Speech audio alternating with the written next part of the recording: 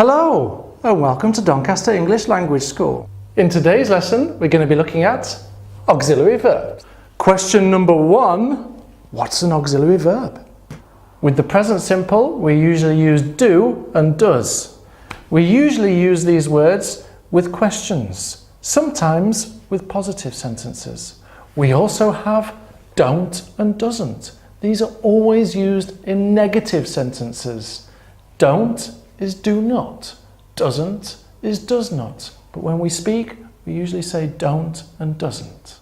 Using the past simple, we always use the words did and didn't. Did is used in questions and sometimes positive sentences. Didn't is always used in negative sentences. Didn't is the same as did not. But when we speak, we usually say didn't. Question number 2, why do we use auxiliary verbs?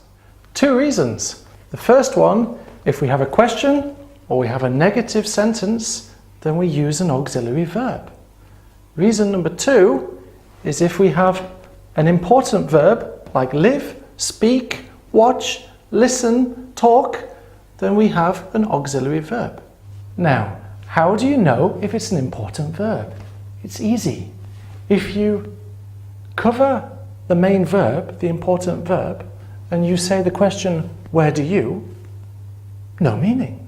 But if you cover the auxiliary verb and you look at the question, where you live, you still understand. This is not important. This is important. Live, know. These words give you meaning. An important tip, just to help you with the word order with questions, try and remember quasi.